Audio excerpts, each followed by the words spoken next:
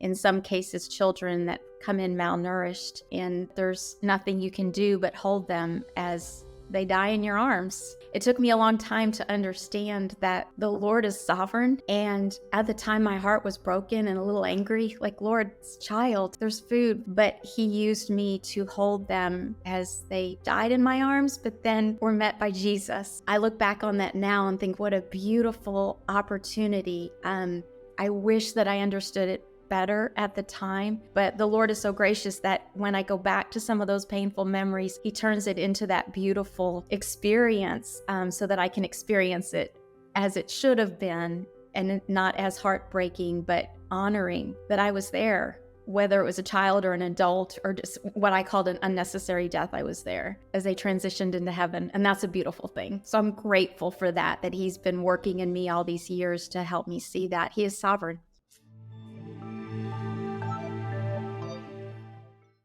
My name is Kim Snyder. My relationship with Jesus is the center of everything.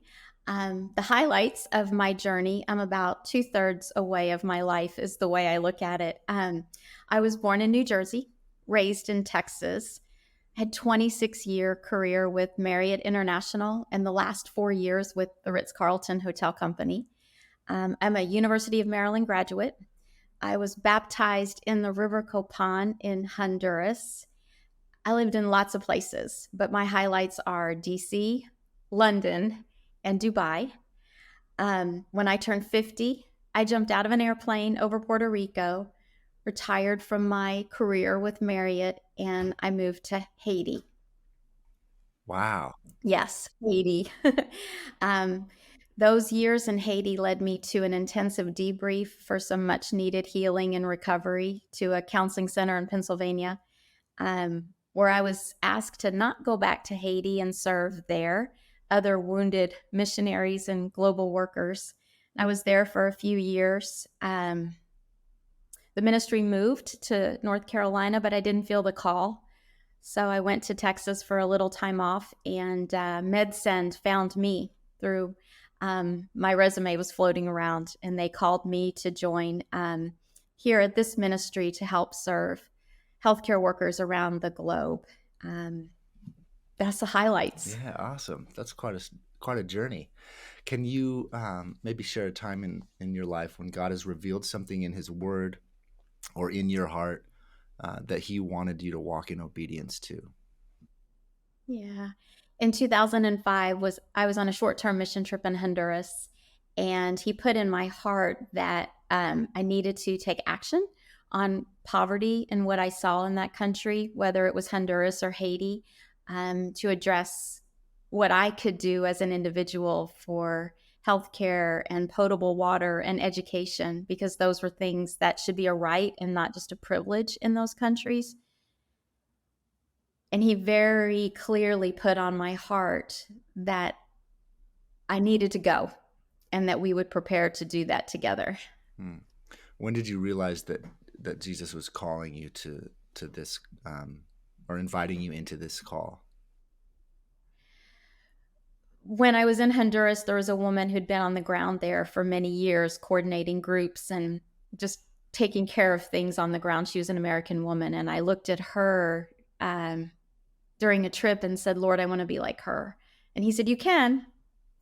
And so for 11 years, we planned for me to leave my corporate life, my career, and move to a third world country. And at the time, I thought it would be Honduras, but He pulled me back into Haiti, and it was Haiti that He wanted to use me.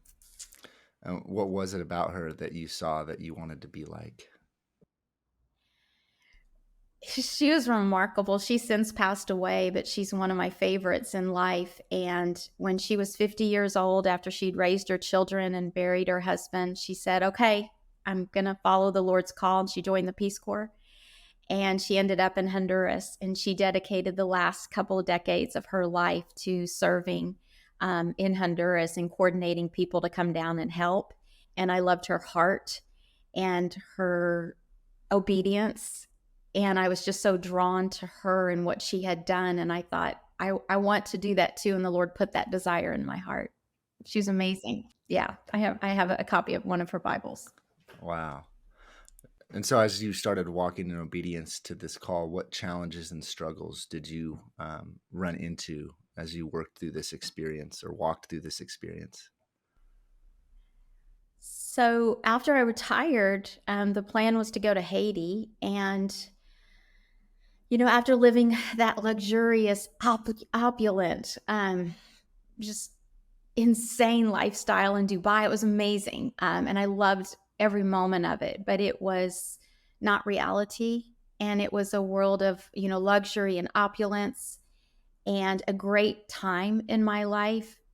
But it was time for me to move to the next journey that he had ready for me. And I went to Haiti and he broke me down, and I needed to be broken down. And I went from that richest country in the world to one of the poorest. And it broke my heart and it challenged me. And I was crushed and wounded and redeemed and healed in ways that I could have never imagined. So that all that journey and those experiences brought me to where I am today. Hmm. And so, as you started walking in obedience, what happened? Was there anything that surprised you or shocked you or was different than what you might have expected going into it? I think for me, once I fully surrendered, because in my life, and it's always been the doors either open wide or it's slammed shut. And there's not always been an in between. So once I figured out that he was in charge of the decisions and the process, I knew how to follow. The desires were in my heart, and he either blessed it or blocked it. And when he blessed it, the door came wide open and we went. Or if he blocked it, there was a reason why, although it wasn't always clear at the time. So I think the obedience is living in the fullness of what he wants our lives to be. And it's not easy. It's been challenging and difficult. Those years in Haiti were some of the most difficult, challenging of my life, but they were also the most rewarding. And those experiences have forever changed me. Hmm. What what was it that made them difficult? Was there anything that the obedience cost you in this circumstance? Oh, 100% every day.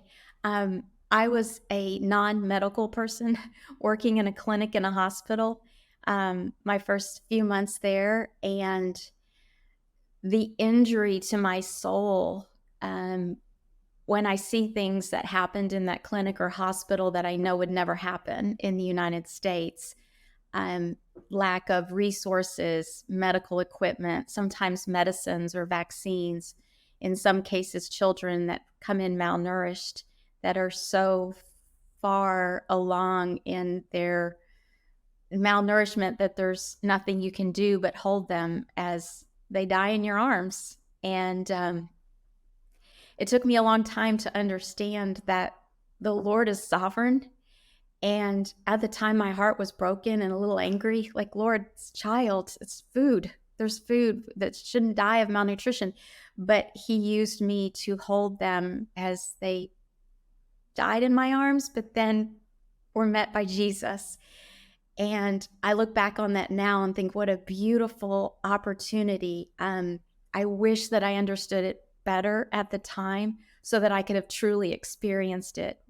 But the Lord is so gracious that when I go back to some of those painful memories, He turns it into that beautiful experience, so that I can experience it as it should have been, and not as heartbreaking, but honoring that I was there, whether it was a child or an adult or just what I called an unnecessary death. I was there um, as they transitioned into heaven. And that's a beautiful thing. So I'm grateful for that, that He's been working in me all these years to help me see that He is sovereign. Hmm.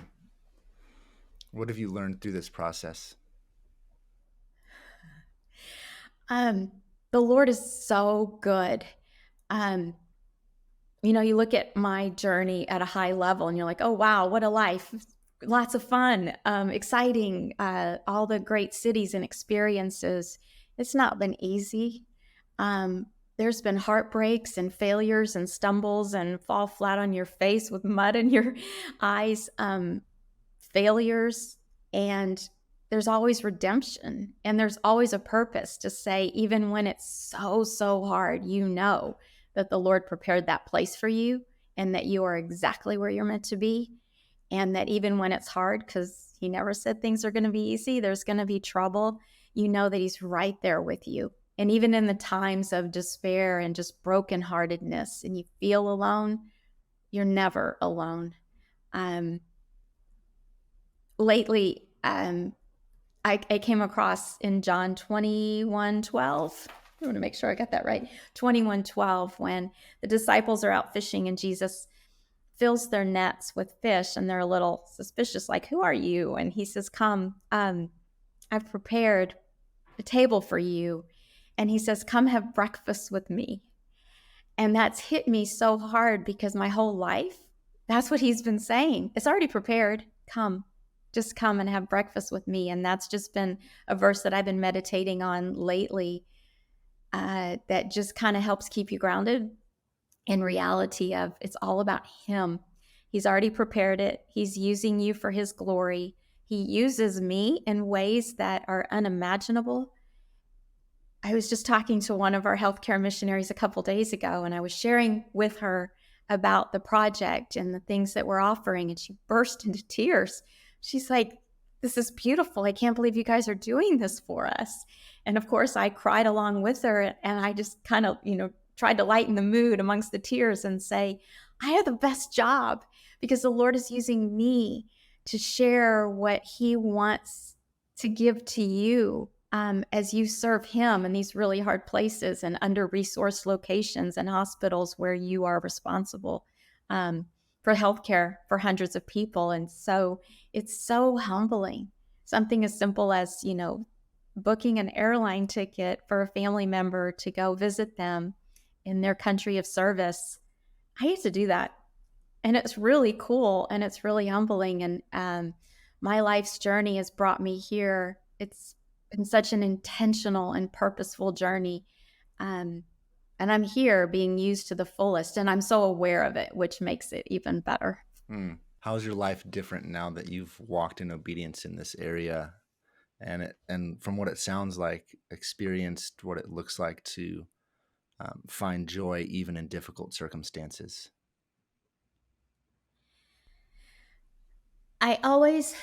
My goal, my hope, my desire in my heart is that His light shines through me and His warmth comes from me. And it's not me, it's Him. And I'm conscious of that. I want to be that person. There's a woman that I attend church with that is that person. I'm like, I want that to come from me. And sometimes it does, and sometimes it doesn't. And it's the desire that when somebody comes across me or my story, or even at the grocery store, at the market, that they see my light and they see my warmth and that they attribute it to Jesus, because that's my desire. That's beautiful. Kim, thank you for sharing. As we wrap up, I have one more question for you. Who is Jesus to you? He is my Redeemer. He is my friend. He is the lover of my soul. And the one constant that no matter what, He's the person that you turn to and you believe in and you trust and you know that He's the guiding light.